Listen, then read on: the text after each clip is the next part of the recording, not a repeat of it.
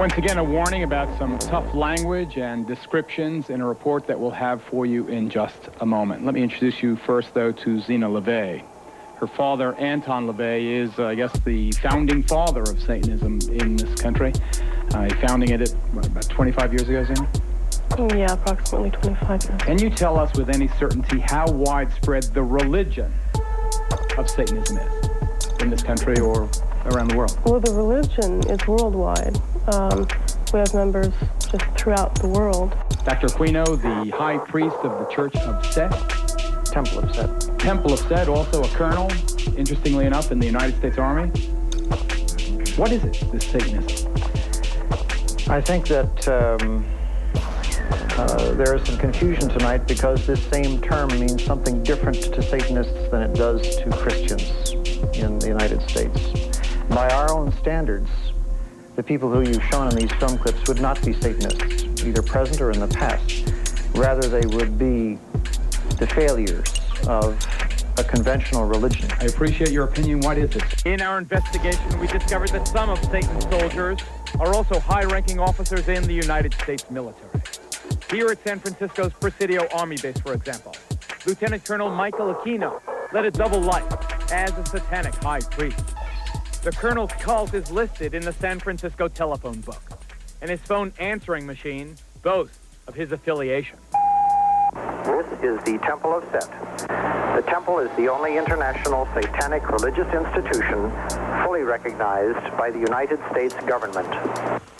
Indeed, the Army does officially recognize Satanism as a legitimate religion and supplies chaplains with this guide for ministering to the satanic soldier.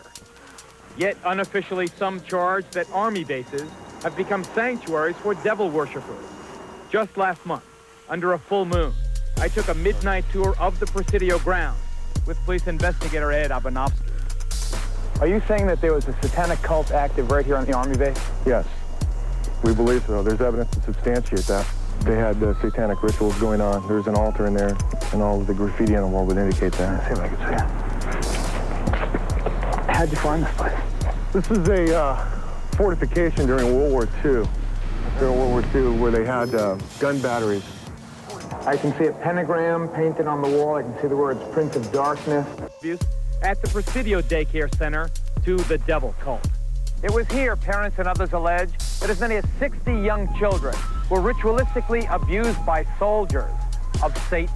What actually was done to the kids? Oral copulation, sodomy, defecation. They were urinated on. The former chief juvenile investigator at the Presidio, Ed Abanovsky, is here. He's now a deputy sheriff in Santa Clara County. Colonel Aquino, we note, sir, for the record, that you were originally implicated in the dreadful charges of child abuse. We note also that no charges were ever brought against you, and presumably you have been cleared. Would you like to comment on why those charges were brought against you? Well, the entire time that the so-called child molestation scandal was occurring at the Presidio, the time period when these terrible events were supposedly taking place, I was assigned to the National Defense University in Washington, D.C., and my wife was out there living with me. But is it not a fact that a 3.5-year-old girl identified you as the alleged perpetrator of molestation? No, as a matter of fact, it is not the case. An accusation was made by her stepfather, who was an Army chaplain, speaking on behalf of this child. In her original interview with the FBI, she denied ever being molested. Well, I've seen you are innocent until proven guilty. You were never charged in this case. I don't want to belabor the point. I have seen, however, the affidavits for the search warrant of your home, and they indicate the child is speaking to the authorities, not the father. This was after she had been subjected to therapy. Let's say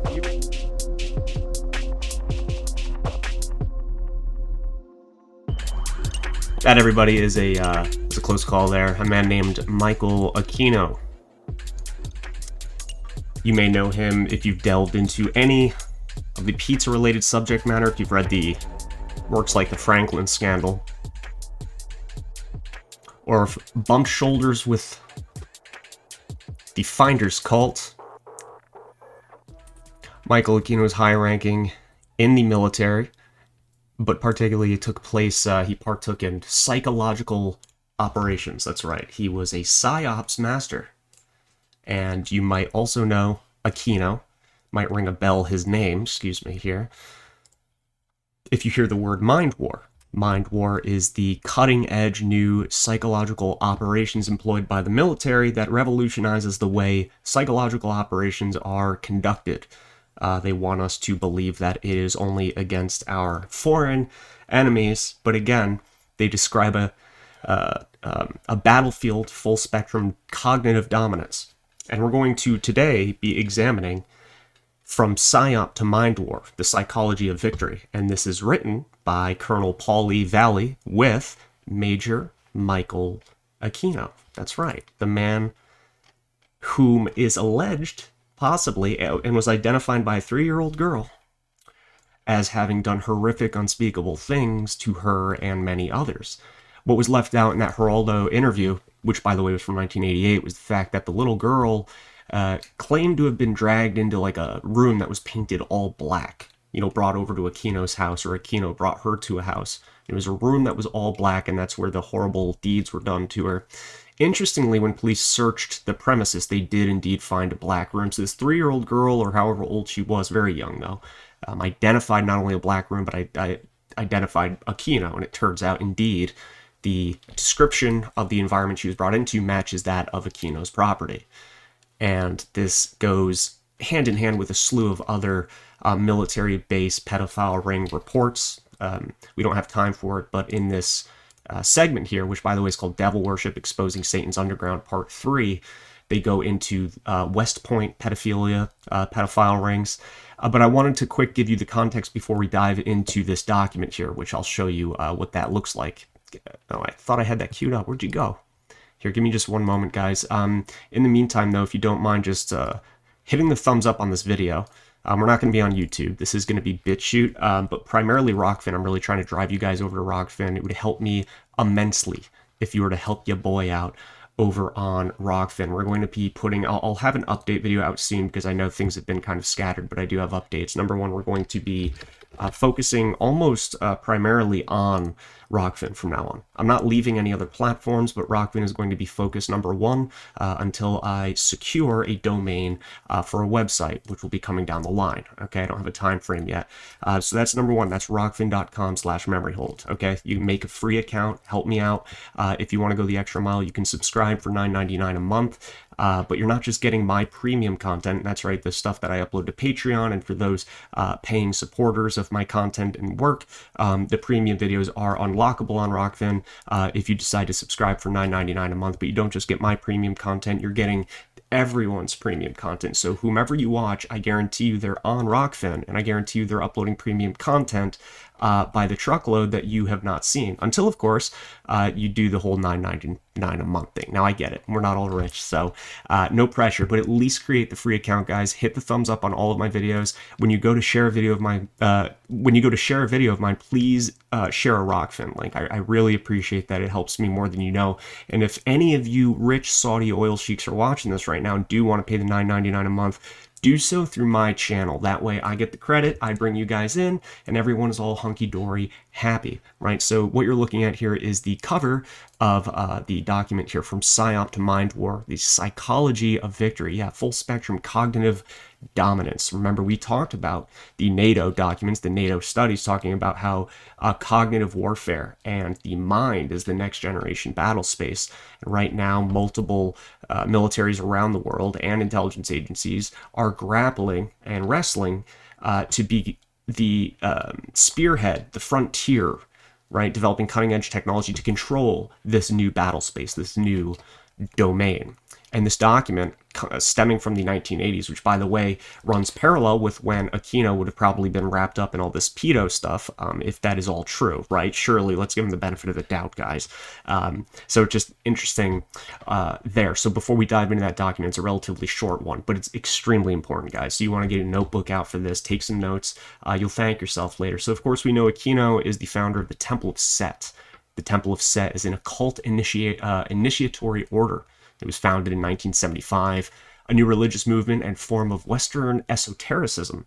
The temple espouses a religion known as, I don't even know how to pronounce that, Setianism, whose practitioners are called Setians. This is sometimes identified as a form of Satanism. The temple was established in the United States in 1975 by Michael Aquino, of course, who was an American political scientist, a military officer, a high-ranking member of Anton LaVey's Church of Satan, right? So these sects, they branch off, right? They kind of become their own individual entities. You can kind of see similar overlapping relationships between people that were interested in the early days of, say, Scientology and the Process Church, right? I mean, Manson being an example of that. Manson, I believe, reached quite a high level within Scientology. And then, of course, he's also affiliated with the Process Church. This overlaps if you're a fan of the Program to Kill series, which, by the way, I just uploaded or re-uploaded some of those analysis. I did a book analysis on Program to Kill. It was like 4 parts. We didn't finish the whole book. That's up on Rockfin now, so if you want to refresh yourself, go over there. But the Process Church leads us back to the Son of Sam murders. We're told it's a singular guy that did it, when in reality it might have been a group that was affiliated with the Process Church. So you could see that you get like this esotericism, that this occult, these occult cults, right? And they sort of branch off, they create their own things, and all of these characters sort of, I don't know, overlap with each other. They join other cults. They're all related to each other in different ways, right? But the most important thing, of course, and most obvious as well, is the fact that Aquino was a high-ranking individual in the military. In fact, he was Major Michael Aquino. I dug up some interesting articles here. 1988 from the Los Angeles Times, The State, LA Times Archives. San Francisco prosecutors have declined to bring charges against an Army officer and satanic priest who had been accused of molesting a 3-year-old. The girl told authorities she was driven to Aquino's house in the Russian Hills section by Hambright and was molested by a man she later identified as Aquino. The girl said one room in Aquino's home was painted black. Police found such a room. And it's a very short archive here. Interestingly, though, I kind of went down a mini rabbit hole here. This goes back further, 1997. This is a Wired article. Satanist sues ISP to silence Usenet poster. A former U.S. Army lieutenant colonel who says he's something out of Revelation wants to stop an anonymous correspondent from dredging up a 1980s child molestation case. So the classic story of a pedo getting all fucking butthurt that he got found out, and there's people on the internet, the early days of the internet, 1997. So Aquino, being the faggot that he is, goes ahead and complains as if there's like a CEO of the internet. Excuse me, sir, this guy's saying mean words on the internet. I expect, because the internet is new and I'm an old man, that he's breaking the rules, you gotta remove him. You fucking dope, you idiot. You fucking... I'm just kidding, but for real, retarded, right? So this is why this article's kind of funny. Citing a Communications Decency Act provision that frees ISPs from liability of third-party postings, a San Diego internet service provider is fighting a lawsuit, claiming it inflicted emotional distress on a pair of self-proclaimed Satanists. Right, Aquino got all hurt emotionally. He was emotionally disturbed. Those words really hurt me. This early 1997 conspiracy theorist saying I did horrible things to 3-year-olds. I would never do such a thing, right? Apparently this guy was named Curio, the researcher. The anonymous poster Curio claims to have, quote, worked in many facets of the child abuse field for 10 years. And he's seen all manner of atrocities committed against children, and he's witnessed all types of adult games played to address culpability. Now, this poster, Curio, charges about the Aquino stem from an investigation in the late 80s into what we just covered before, allegations of child molestation and ritual abuse at the daycare center at San Francisco's Presidio, where Aquino was stationed. Now, what's really interesting is I dug up this Curio guy's website. It's no longer up now, but as you can see, there's a hyperlink here. You click it, it's no longer available. Right? The site can't be reached, but if you go to archive.org, hit the old Wayback Machine, go to 1999, and you have this page here.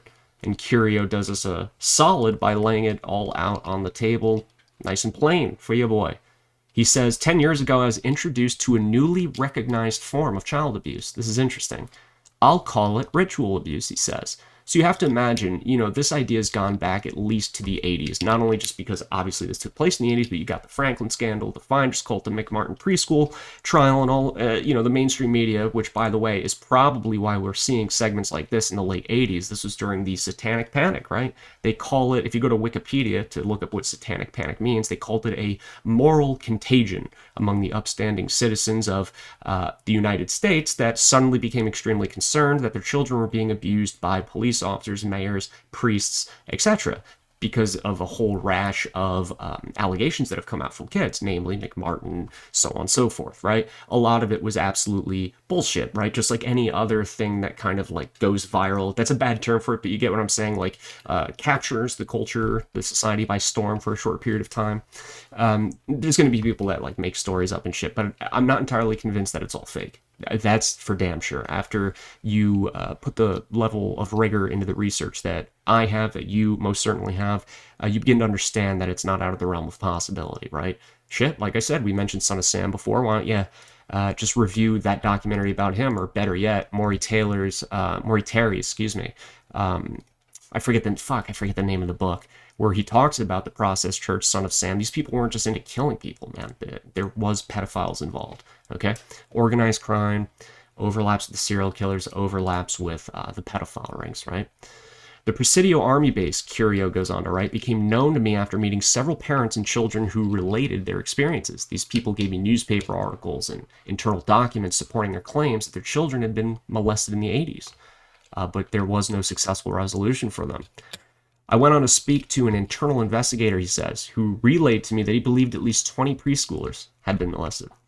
Even Ken Lanning makes public statements that many children were molested on the Presidio Army Base. I also began investigating the developing pattern of some of these cases, particularly in Northern California. Mass child molest, terrorized kids, all making delayed statements that were difficult to explain. I read that Michael Aquino, leader of a satanic cult, had been processed out of the Army in 1990 after a multi-jurisdictional investigation. He goes on to say how he accessed court documents about this that aren't going to be released or something like that. And he goes on to say how Mr. Aquino explained that no children were molested at Presidio. The reason children were stating that they were was due to the parents wanting to sue the Army for large sums of money, right? So it's just about a quick buck, right? The easiest way, the easiest path to fat cash, baby.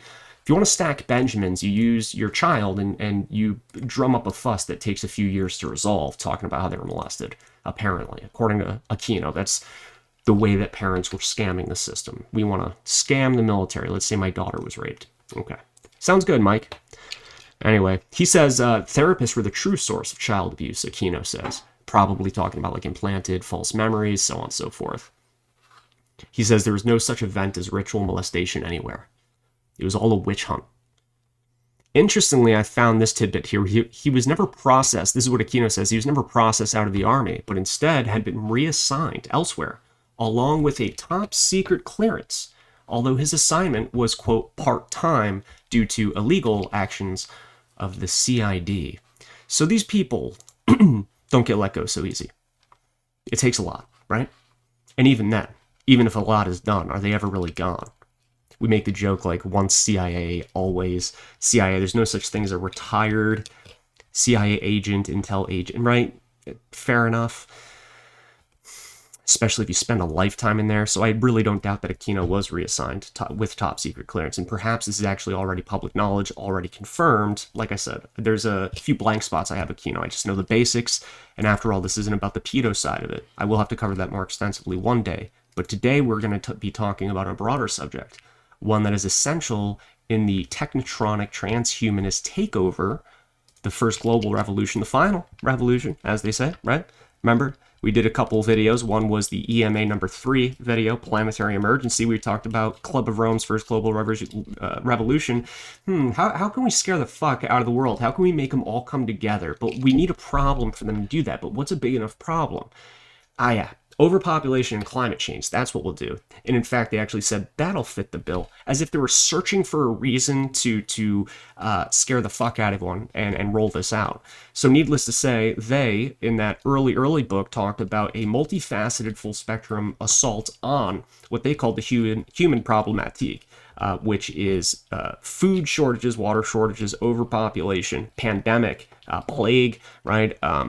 Resource depletion, so on and so forth, and climate change, of course, right?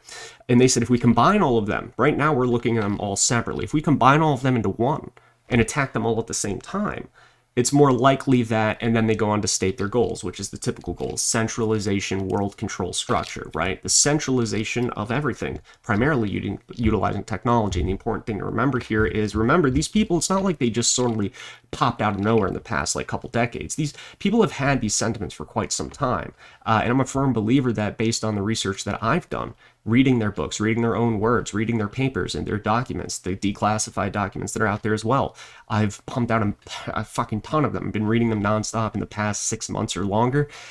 You get the impression that the only reason this is happening now is because we finally have the technological capability to make this tyrannical structure so comprehensive that there's physically no possibility of resistance on part of the people that are subjected to it, aka you, aka me, right? Which is why I say it's enslavement of the soul via technology. After all, we are working with technology that, by its very essence, enables us to manipulate environments, not with tools like saws, cutting down trees, deforestation, etc., not by synthesizing chemicals or creating medications and blah, blah, blah, blah.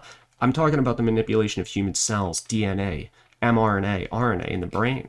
You remember the biochemical manipulation of man video I did, the analysis of Arthur Koestler's Ghost in the Machine book. We talked about how he floated the ideas of drugging the water supply, right? Once again, in order to make a very polite global society. How are we going to do it? These people don't want to do it. Should we just drug the water, he says? And by the way, he said that at a mind control symposium. That's right, this book took place at a mind control symposium. But Koestler in that book went on to also say that one day we're going to be able to manipulate the thoughts and the emotions and therefore the behavior of man through technology.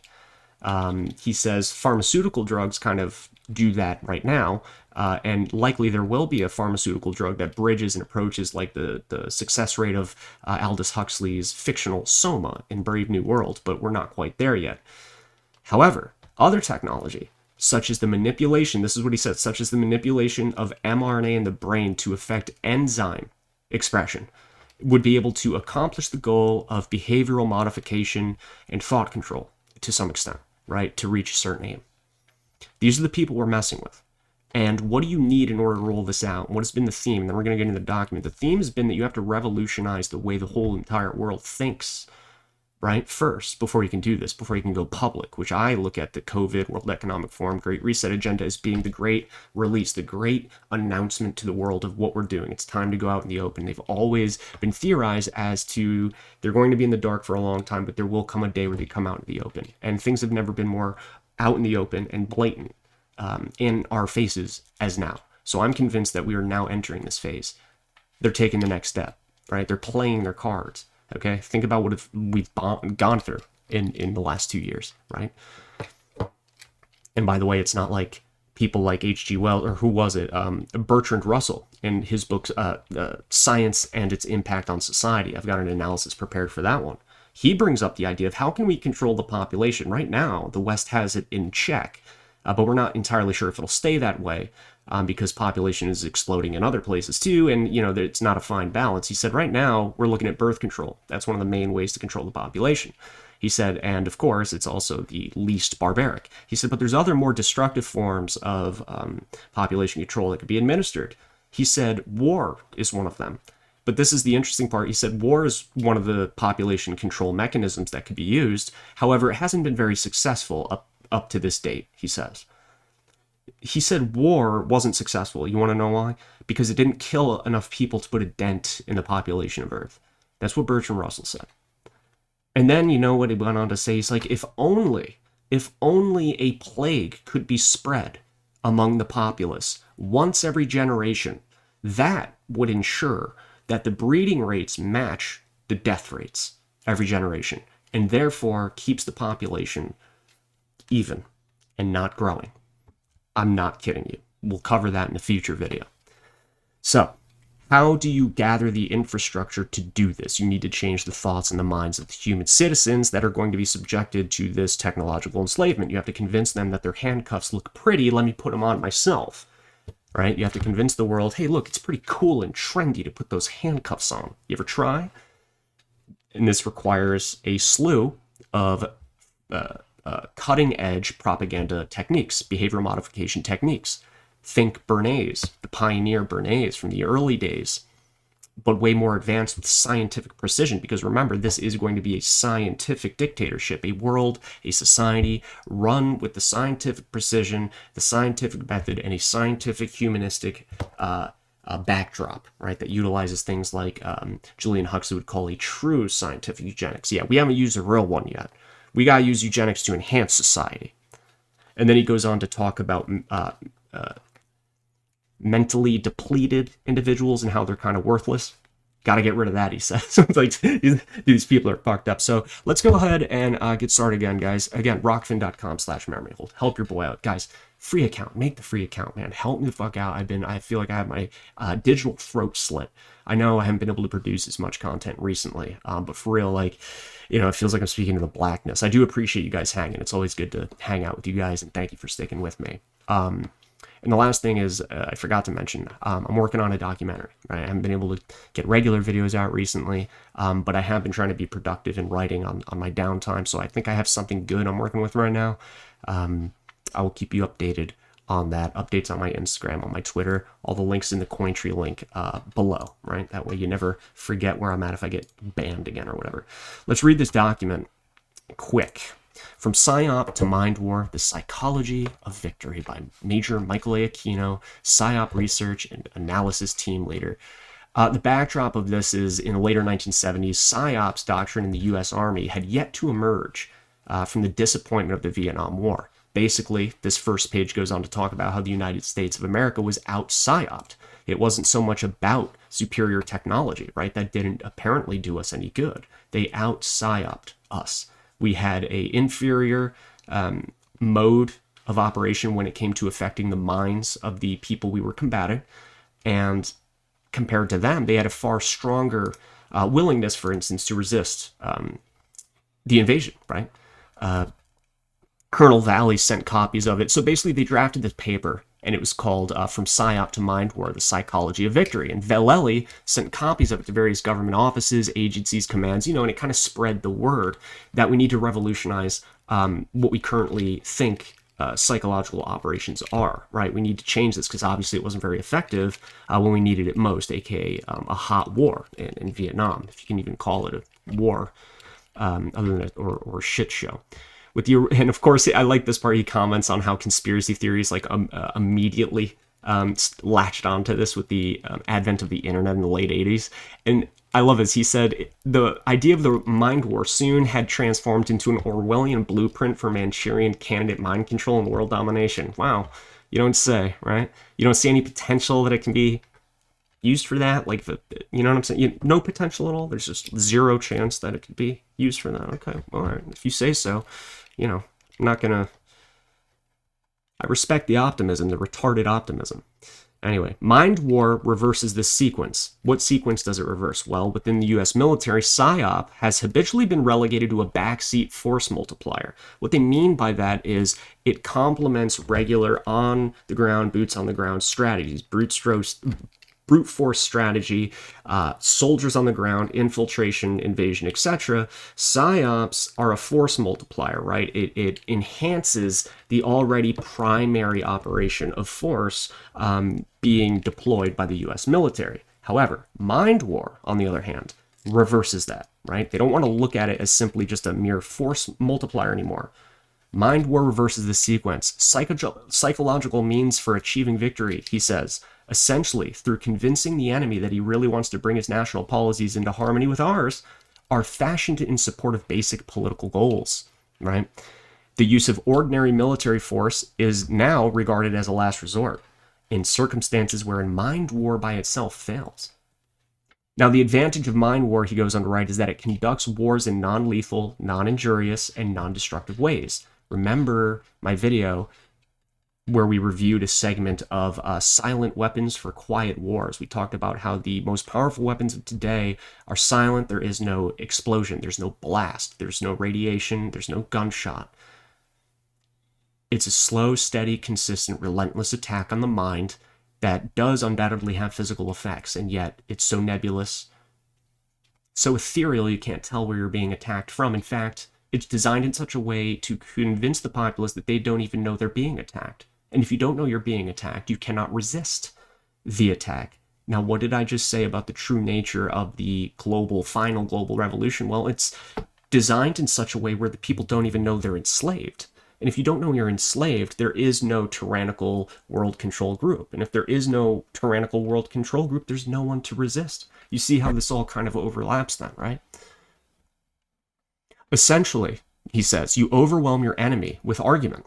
You seize control of all the means by which his government and populace processes information to make up their minds, and you adjust it so that those minds are made up as you desire. Everyone is happy. No one gets hurt or killed, he says, and nothing is destroyed. Right, other than the minds of people. And note the usage of, you overwhelm your enemy with argument.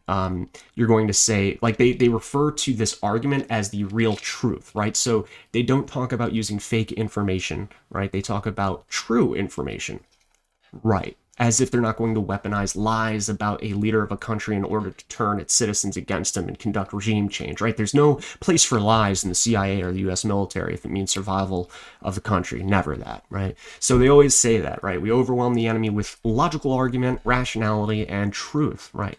But in reality, it's our truth. I believe he actually might say that in this document. The only loser in MindWar are the war profiteers, which is, I entirely disagree with. But that's the MindWar prospectus in its simplified form. While in the 1980s, I had no reason to think that this paper had any official effect upon the US PSYOP doctrine within or beyond the Army, it was with some fascination that I saw specific of its prescriptions applied during the first Gulf War. And recently, even more obviously, during the invasion of Iraq in 2003. So what he's saying here is, like, he wrote his paper from PSYOP to MindWar. He gave it to all these different military offices, military groups, etc., just sort of let it out there. And he didn't really see much change. There's no official changes within the PSYOP community to indicate, oh shit, they took my advice from my paper. It wasn't until the first Gulf War where the writer of that first draft of the MindWar document said, oh shit, they're pulling out the MindWar playbook for the first time. And not only that, years and years later, it was used even more intensely in the invasion of Iraq. In both instances, he says, extreme PSYOP was directed both against the object of the attack and upon U.S. domestic public perception and opinion. Let me repeat that. In both instances, extreme PSYOP was directed both against the object of the attack, aka the enemy country, and upon U.S. domestic public perception. Need I say anything more? Does this not explain the media coverage surrounding the entire shit show that was 9/11 and the invasion of Iraq? The weapons of mass destruction lie. You can even look, I know it's separate, but the babies in incubator lie, right? These were all fucking lies. Colin Powell holding a goddamn vial of anthrax in a room filled with 100 people. Look at this anthrax. It's super poisonous. Oh, you know what I mean? Fucking ridiculous. And then they send letters with anthrax in it saying, I'm definitely not Jewish. I'm sending letters, though, telling that I'm Palestinian. I hate America.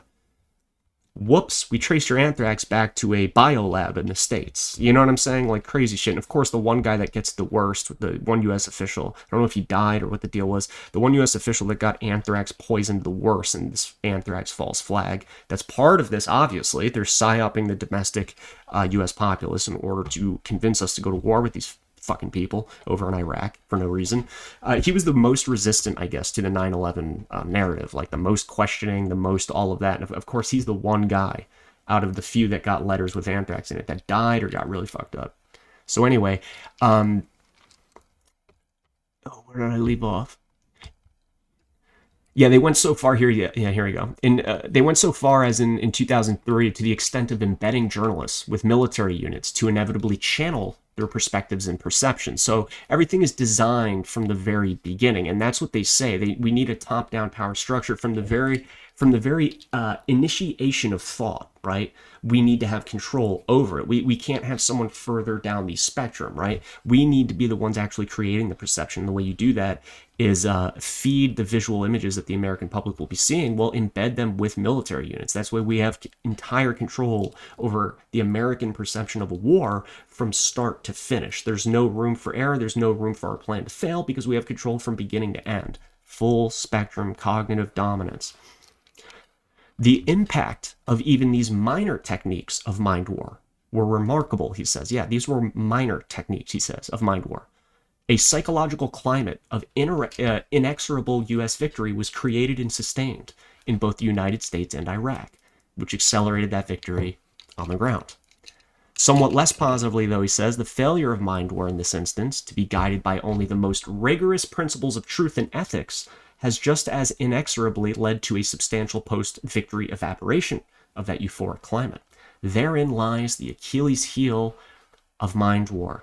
Here we go. Well, I'm kind of retarded. I don't know exactly what he means, but the way I read that, guys, as he's basically saying mind war in a way, though, failed, because according to him, he says that, mind war is very powerful, should be guided only by the most rigorous principles of truth and ethics. Right. Like I said before, surely this has no negative downside. Surely if this gets in the wrong hands, these strategies, right, they're surely never going to use it against us for evil purposes. And here he is saying, essentially, the giant Achilles heel, the weak point of Mind War's overall PSYOPs program, is its potential, to be used for evil. What do you guys think? Am I reading that right? I could be incorrect. If I think I'm interpreting that wrong, definitely please leave a comment below. Leave one anyway, actually, but definitely if I'm wrong on that. Anyway, if mind war is used only in the service of ulterior motives and objectives, the resulting disintoxication can be socially shattering. Let me repeat that. Remember, we're talking about the Achilles heel of mind war being the evil use of it. Well, he builds on that. And he says if mind war is used only in the service of ulterior motives, aka the shadow government, this transhumanist technotronic fucktards that are moving, trying to enslave us with a bunch of nanotech.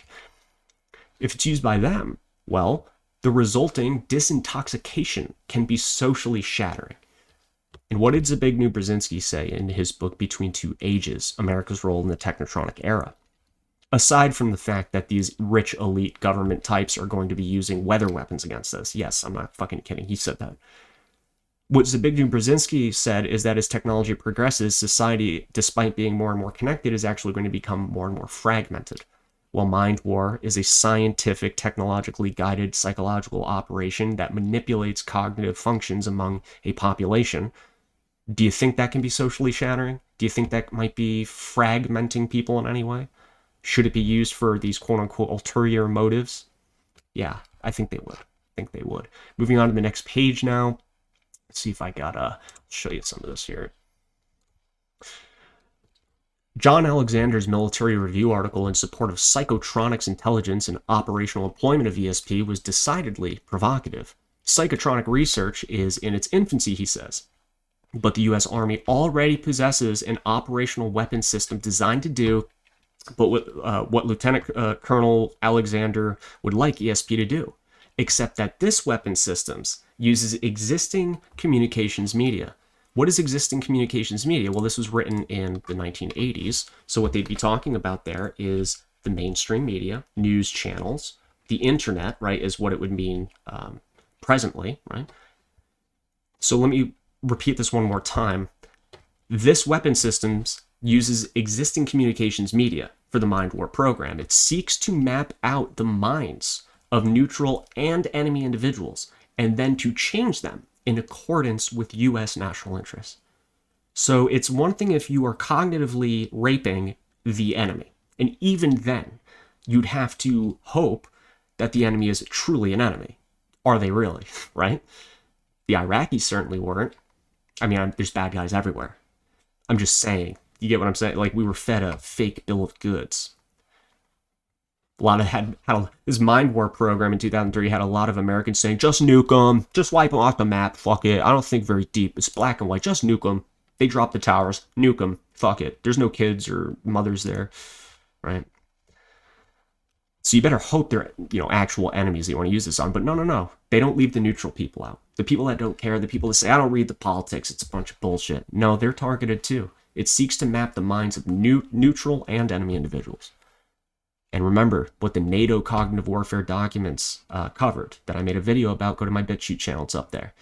It discusses how unwitting citizens of the world become active members of this war because all of our minds are ripe for manipulation by these forces of different factions vying for power, control, right? And they need to leverage the minds of different populations in different countries for different reasons at all times. So even if you're neutral, you don't care about any of this, just leave me out of it. There is no such thing anymore as leaving you out of it. Not anymore. Because remember, we all got a role to play, right? Got to end that COVID pandemic. We all got to get the vaccine, guys. We all have a role to play. We need public-private partnerships. We all have to collaborate on a global level to bring in a new world government system so no viruses ever come again. Praise science. Praise Fauci. Praise my boy Fauci. Praise him. Anyway, in 1967 and 1968 alone, he says a total of 29,000 armed Viet Cong surrendered to forces under the amnesty program, the major PSYOP effort in the Vietnam War. At the time, MacV estimated that the elimination of that same number of troops in combat would have cost us 6,000 dead. And he said that, I know that kind of makes sense. I think I skipped a part, but what he was saying was like, does PSYOP work, or is it merely just like a cosmetic, right, with which field commanders would rather not be bothered? But basically he's saying no. I mean, if you asked that question in the 1970s, the answer would have been that PSYOP works really well indeed, and he used what I just said as an example.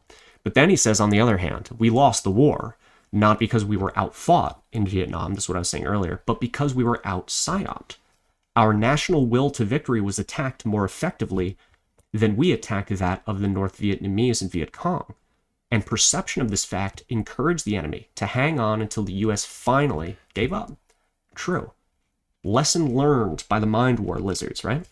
So our PSYOP failed, he said. It failed not because its principles were unsound, but rather because it was outmatched by the PSYOP of our enemy.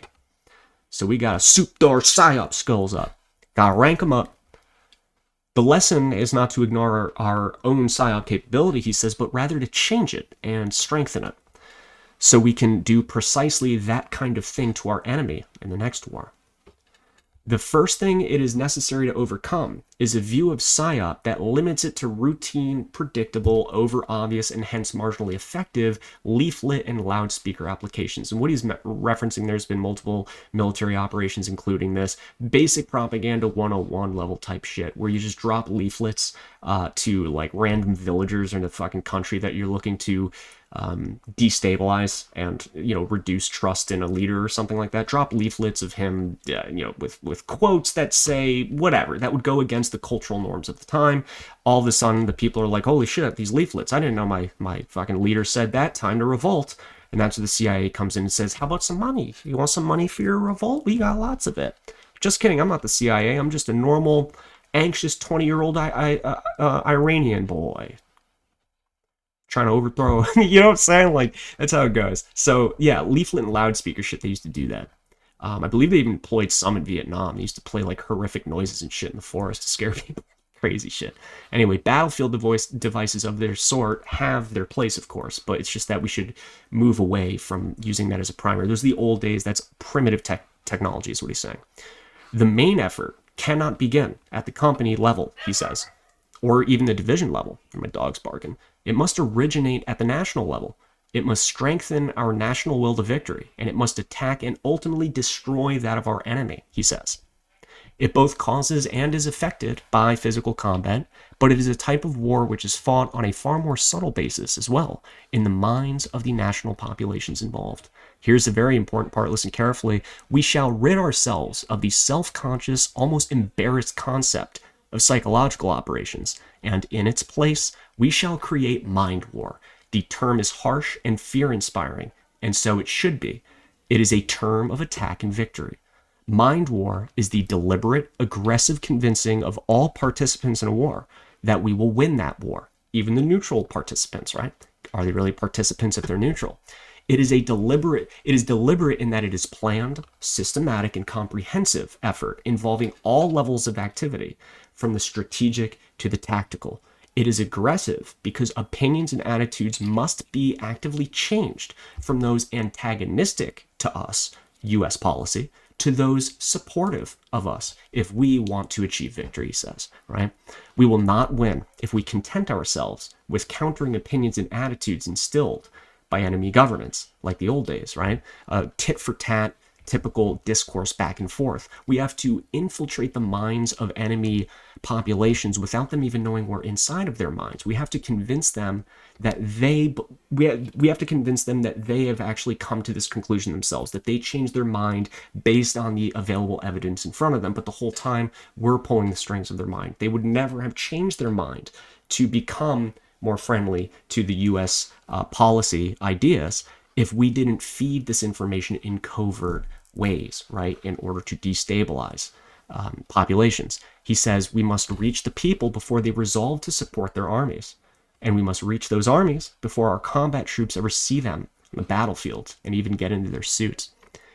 He says, if the euphemism psychological operations resulted from, as one general officer put it in 1917 letter, a great need for a synonym, which would be used in peacetime, that would not shock the sensibilities of a citizen of democracy, then it may have succeeded domestically.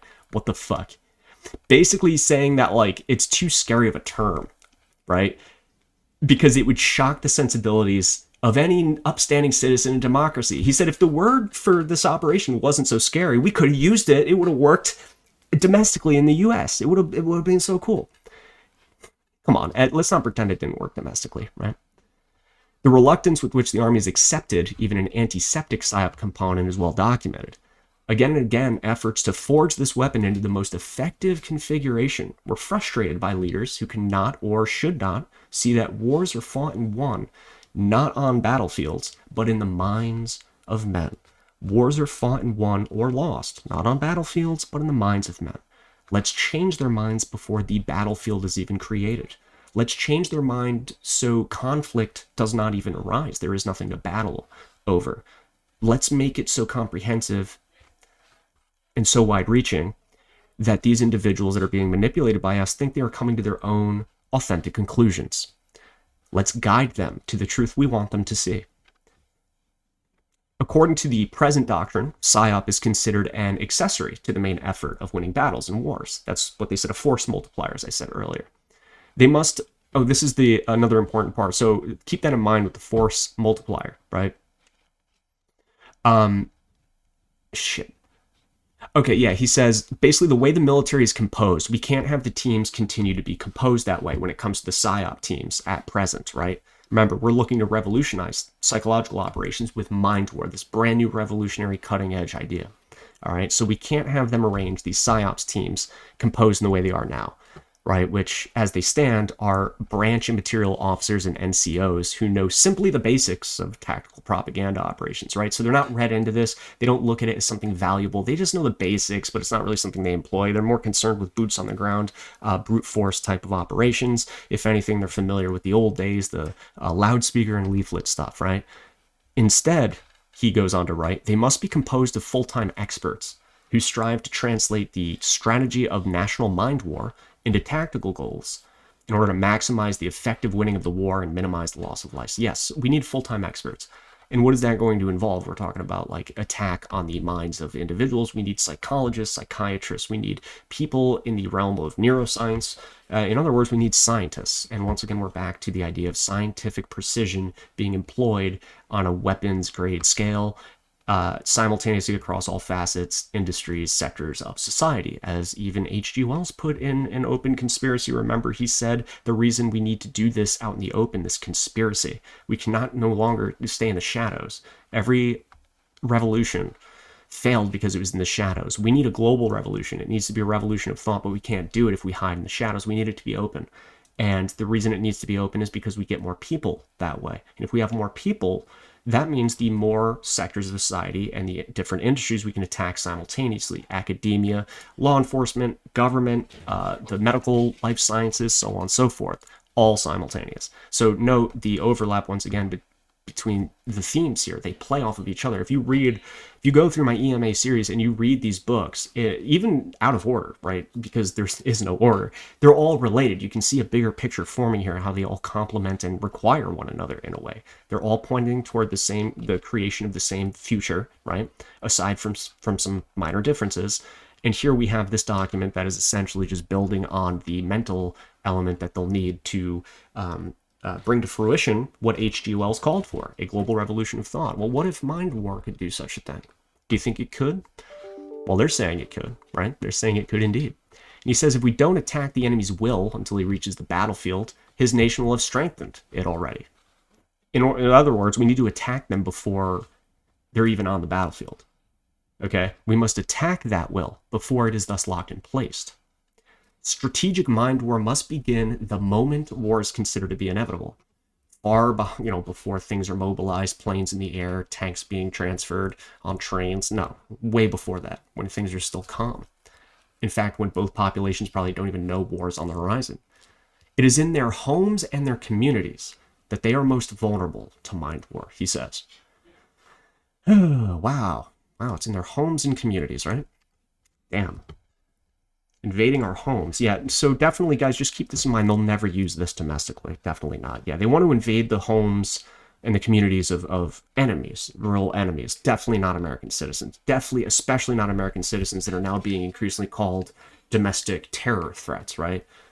Because it's not like we ever used mind war on other people we called terrorists in 2003 after bin Laden brought the towers down. Yeah, those were terrorists. But now, even though there's American domestic terrorists because they like Trump and stuff like that, that insurrection, we definitely wouldn't use mind war on that. Well, because they're American citizens. They got a force field around them. We can't touch them, even if they're domestic terrorists.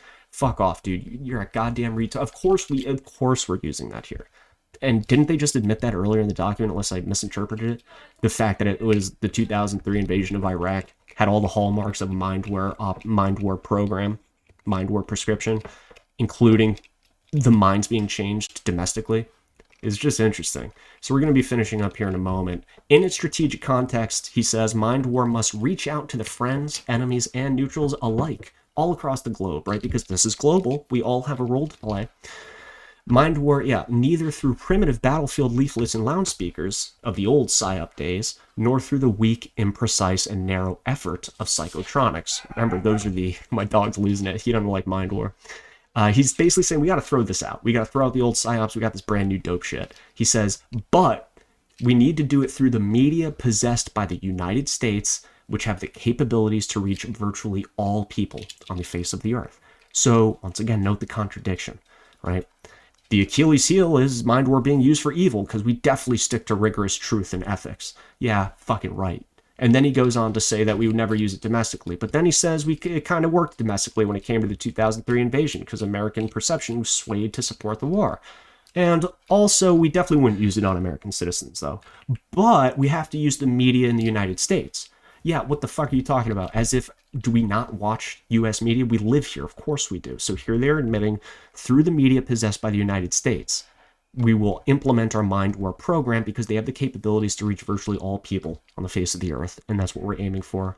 The cognitive manipulation to convince them to come to our side and agree with our policy simultaneously across the globe, all people, all countries, in order to blend into one, a superorganism advent of the hive mind akin to ants, relocated to smart cities, coon pods, and synthetic meat. And we're all going to love it. That's the issue. We're all going to love it. And I'm not joking. It's not like satire. It's sarcasm, nothing like that. I mean, genuinely, there's going to be a huge swath of people that love it because they've been psychologically, cognitively raped relentlessly without ceasing by mind war lizard gecko fucktards that they love their handcuffs and they love their little coon pods and they love their metaverse. And they are more than happy to let Bill Gates mine their psychological process like heartbeats and heart rate for Bitcoin. Anyway, he goes on to specify the media, of course, is electronic media, TV, radio, and nowadays the internet, right? Imagine how much better this program is. State-of-the-art developments in satellite communication, video techniques, and laser and optical transmission of broadcasts make possible a penetration of the minds of the world such as would have been inconceivable just a few years ago. Again, the advent of technology falling directly into the hands of the people that need to mold the future. We were never able to do it before. They all had the same goals. People back in the 1800s were writing about the same type of future that they are now actively building successfully. The only reason they couldn't do it back then, we didn't have technology to propagate extremely successful programs like MindWar, right? Which is one of many. MindWar must target all participants if it's to be effective. It must not only weaken the enemy, he says, it must strengthen the United States. Here we go. This is interesting. Under existing United States law, PSYOP units may not target American citizens. That prohibition is based upon the presumption that propaganda is necessarily a lie, or at least a misleading half-truth, and that the government has no right to lie to the people.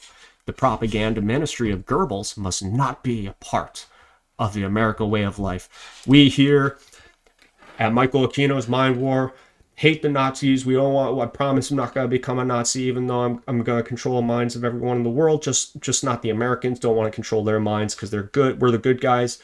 The other guys are the bad guys. Going to control the minds of everyone because I'm Aquino. I got dope eyebrows and I like to molest kids. Thank you.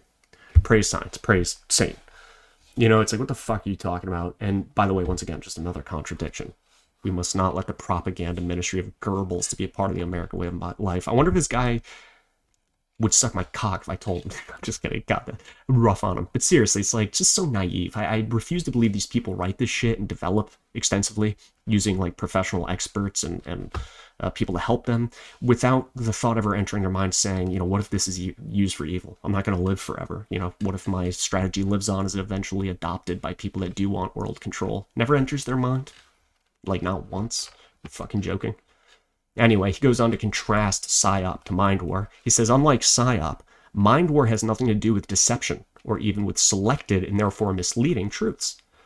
Rather, it states a whole truth that, if it does not now exist, will be forced into existence by the will of the United States. Guys, I'm going to conclude this video with that quote.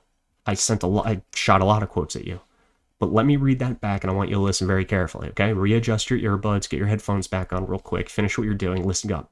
Ready? 3, 2, 1. Unlike PSYOP, MindWar has nothing to do with deception or even with selected and therefore misleading truths. Rather, he says, it states a whole truth that, if it does not now exist, will be forced into existence by the will of the United States. A truth that does not exist quite yet, but when it does come onto the scene, it will be the whole truth, the only truth, the global truth, the global mind, and you must adapt to it. You must agree with it. We're going to initiate you in to the global belief system because you are convinced that you agree with its ideals authentically after doing some reading. But the only things that you read were provided by MindWar lizards in a strategic, psychological, cognitive warfare campaign. You did not authentically come to agree with whatever this truth comes to be. And by the way, note the usage of the term whole truth. What does that mean?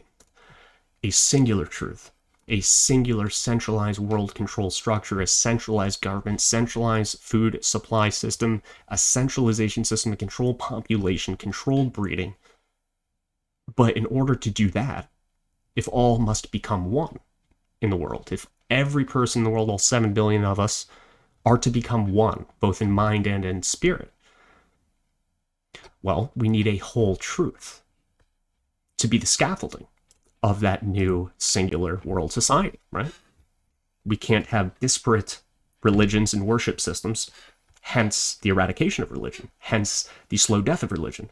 Hence, H.G. Wells and Open Conspiracy saying religion, for the most part, you know, we can't use that anymore. It's the traditions of the old world, right? Barbaric in some cases. However, there's a few elements of religion that we need to keep if our conspiracy is to work. And the favorite part, his favorite parts of religion that he decides are essential to create this one world centralized system is the servitude element of religion. Right? So to the religious folks out there watching this right now, there is a truth to you, right? the truth is Jesus Christ, the truth is fill in the blank. If you follow a religious doctrine, you have a whole truth, sort of, in a way, right? I would say, for the sake of an example here, well, we're creating a new whole truth by supplementing, not supplementing, but replacing religion. No more Jesus Christ, nothing like that. We need a new truth. There is no religious truth. There is no greater truth. We designed the truth via science, technology, scientific method, scientific precision, based in an evolutionary framework, and we have come to the ultimate truth because of science. And that, ladies and gentlemen, will usher in a centralized world control system that they've been talking about for the better half of a century. Guys, please look at the links above. If you wish to tip me, there's links up above. Go to the Cointree link in the description there, cointree.whatever/memoryhold. Guys, don't lose track of me. I get banned all the time. Remember, rockfin.com/memoryhold. That's the new HQ, okay? I'll not leaving any platform. Rockfin is going to be priority number 1. I'll still be on BitChute, okay? It's just the videos like this, they're going up on Rockfin right away. I'll get to BitChute a little bit later, okay? So if you want to be behind on the memory hold times, you can visit the YouTube or BitChute. But for those on Rockfin, rockfin.com/memoryhold, you'll get the videos right away. And remember, $9.99 a month. If you subscribe to me for that price, you unlock everyone's content. And I've been fucking loving Rockfin, and I'm trying to push it hard because we got 700 some followers over there. We've already got some paying subscribers too. That helps grow the platform. I'm way more confident about this platform than others. So we're going to see, guys. We're going to be making some moves this year. Get a website up by the end of the year, hopefully. New documentary coming out soon. Give you some details, no release date or anything like that. I want to make sure it's good enough for you guys. Thank you to the Patreon supporters too, and I will see you next time. Don't let the Presidio pedos bite you on the way out.